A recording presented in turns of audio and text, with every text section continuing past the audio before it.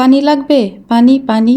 ছাদে এসে যখন গাছগুলোতে পানি দিচ্ছিলাম আর বালতিতে পানি ভরছিলাম, তখন কিন্তু আমাদের মুগ্ধ ভাইয়ার কথা খুব মনে পড়ছিল।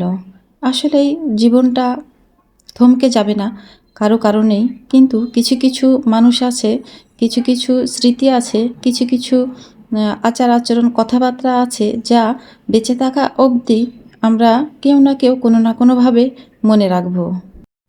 আসসালামু আলাইকুম আমার প্রাণপ্রিয় আপু ভাইয়ারা, সবাই কেমন আছেন? আশা করি আল্লাহর মতো ভালো আছেন, সুস্থ আছেন। আমি রাজশাহী থেকে অনন্যা চলে আসলাম আরও একটি নতুন ব্লগ ভিডিও শেয়ার করতে। সকাল সকালে তো ছাদে পানি দিতে হয়, আর এই কাজটা ওর আব্বুই করে, আমার প্রাণপ্রিয় আপু ভাইয়েরা সবাই জানে।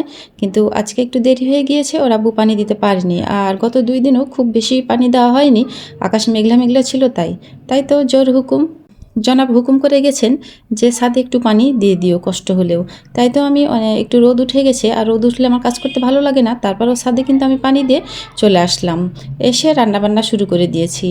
আর আজকে কিন্তু রান্না করছি আমারই কুমড়ো গাছের চাল কুমড়ো। এই যে ছোটো ছোটো টুকরো করে কেটে নিয়েছি, আর এটা যেহেতু মানে আজকের টাটকা না, কিন্তু এর আগে পেরেছিলাম আর খাওয়া হয়েছে, আর বাকি অংশটুকু রেখে দিয়েছিলাম, কারণ একই জিনিস রেগুলার খেলে কিন্তু অতটা বেশি টেস্ট লাগে না, তার জন্য নর্মালে আমি রেখে দিয়েছিলাম। তো আজকে সেটাকেই কাজে লাগাবো। তো কড়াই দিয়ে দিয়েছি, আর এখানে একটু হলুদ, লবণ, মরিচের গুঁড়া সব কিছুই অল্প পরিমাণে দিয়ে আমি ভাজি করতে বসিয়ে দিলাম। তো আমার প্রাণপ্রিয় আপু ভাইয়ারা, প্লিজ লাইক দিয়ে ভিডিওটা দেখা শুরু করবেন, আর শেষ মুহূর্ত পর্যন্ত আমার সাথেই থাকবেন আর আমাকে ওয়াচ টাইম দেবেন। আর এখানে কুমড়ো যেহেতু এই চাল কুমড়োগুলো কিন্তু অনেক বেশি পানসে হয়, এগুলোর ভেতর থেকে অনেক পানি বের হয়, তাই তো চুলার উপরে রেখে কিন্তু আমি অন্য কাজে চলে আসলাম। আর এই যে পুরো বাড়িটাই কিন্তু আমি এখন পরিষ্কার করে নিব, যদিও এখানে শুধু ডাইনিংটাই ঝাড়ু দেওয়া দেখাচ্ছি, পুরোটা ওভাবে আসলে দেখানো হয় না। তো আমি এই কাজের ফাঁকে ফাঁকে অন্য কাজ করে নিই। তো এখানে কিন্তু আবার ঝাড়ু দেওয়ার পরে এসে দেখছি যে কুমড়োটা প্রায় শেষের পথে, তবে একটু পানি পানি ভাব আছে, সেই পানিটা শুকিয়ে গেলেই কিন্তু আমি নামিয়ে রাখবো। আর অফ ক্যামেরায় কিন্তু আমি মাংস রান্না শুরু করে দিয়েছিলাম, সেই মাংসটাও রান্নাটা হয়ে গেছে। এই তো মাংস আমি নামিয়ে নিলাম, আর এদিকে কিন্তু চাল কুমড়ো ভাজাটা আমার হয়ে গেছে। তো আমার প্রাণপ্রিয় আপু ভাইয়ারা, চাল কুমড়োটা আমি ভেজেছি, ভাজার পরে এটা কী করছি আপনারা দেখে নিশ্চয়ই ভাবছেন, তাই না? তো হ্যাঁ, আসলে এটা আমি ভেজে নিয়েছি, ভেজে নেওয়ার পরে কিন্তু আবার ম্যাশ করে নিচ্ছি, আর ম্যাশ করে নেওয়া হয়ে গেল। এখন আমি আবার চলে আসলাম চুলায়, দিয়ে দিলাম কড়াইয়ে কাঁচামরিচ, পেঁয়াজ, রসুন। এখন কিন্তু আমি এগুলো একটু হালকা করে ভেজে নিব, আর সেই ভাজাভাজিতেই কিন্তু দিয়ে দেবো সে আমার ম্যাশ করা চাল কুমড়ো। চাল কুমড়ো তো ভাজি, চচ্চড়ি, ঝোল সবই খাওয়া যায়, আলহামদুলিল্লাহ একটু একটু করে সবই খাইছি। কিন্তু ওর আব্বু হচ্ছে আমাকে বলছিল যে চাল কুমড়ো ভর্তা করলে খেতে কেমন লাগবে, যদি একদিন ভর্তা করতে। তো আমি বললাম যে হ্যাঁ, আমি ভর্তা করতেই পারি, কারণ আমার তো ভর্তা খেতে ভীষণ ভালো লাগে, আর আমার মনে হয় যে সব কিছুরই ভর্তা আমি অনায়াসেই খেয়ে নিতে পারবো। আর সেটা ভেবেই আমি কিন্তু এই চাল কুমড়োর ভর্তা করে নিচ্ছি, তবে আজকে পেঁয়াজ মরিচ ভেজেই ভর্তা করছি। আর যেহেতু এটা পানসে সবজি, এটা এভাবে কড়াইয়ে দিয়ে পেঁয়াজ মরিচ ভেজেই কিন্তু ভর্তাটা করলে বেশি খেতে ভালো লাগবে। আর যেহেতু রান্না শেষে মনে হলো, রান্না কিন্তু আমার শেষ হয়ে গিয়েছিল, তখন মনে হলো যে আজকে যেহেতু অন্য কোনো কিছু আর করছি না, তো আমার মনে হয় যে আরও কিছু একটা করলে একটু বেশি ভালো হতো।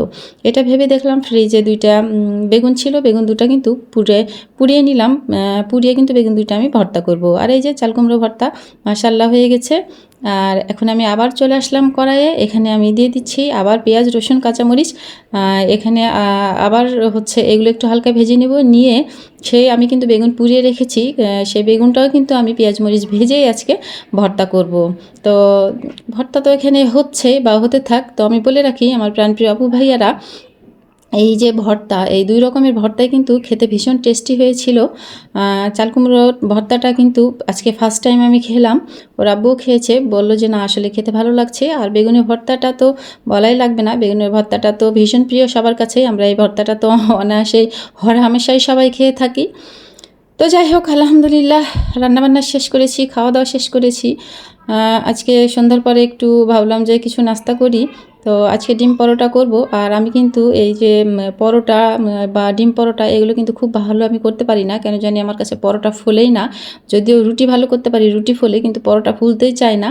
তো তো এভাবে ভাবলাম যে একটু ডিম দিয়ে পরোটা করি, তাহলে ডিম পরোটা খেতে ভালো লাগবে। আর জুবাইরকে বলি নাই, ও তো কিছু খেতে চায়, তো ওকে নিয়ে যেয়ে দিব। দেখি, ও আমার ছেলেটা এমনই যে সহজে কোনো কিছু খেতে চায় না, শুধু খাবো খাবো করবে। কিন্তু বানিয়ে দিলে সহজে খেতে চাইবে না, ভালো লাগছে না, এই লাগছে না, সে লাগছে না বলবে। তো কি আর করব, আমার যা মনে হলো আমি তাই করছি। তো এখানে কিন্তু আমি ডিমের পরোটা আগে ভেজে নিলাম, নেওয়ার পরে কড়াই ডিম দিলাম, দিয়ে তারপর ওপরে কিন্তু আবার সে ভাজা পরোটা দিলাম। এভাবে আমি দুইটো পরোটাই করে নিব। আর খেতে কিন্তু খুব যে খারাপ হয়েছিল তা না, মোটামুটি ভালোই ছিল। একটু মোগলাই মোগলাই ভাব লাগছিল।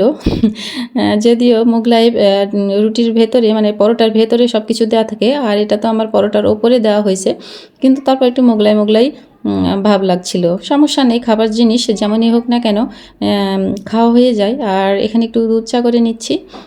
মা ছেলে বসে থেকে একটু এই ডিম পরোটা আর দুধ চা খেয়ে নিব। তো আমার প্রাণপ্রিয় আপু ভাইয়ারা, সবাই ভালো থাকবেন, সুস্থ থাকবেন। ফিরে আসবো ইনশাল্লাহ আগামীতে নতুন কোনো ব্লগ ভিডিও নিয়ে। আল্লাহ হাফেজ।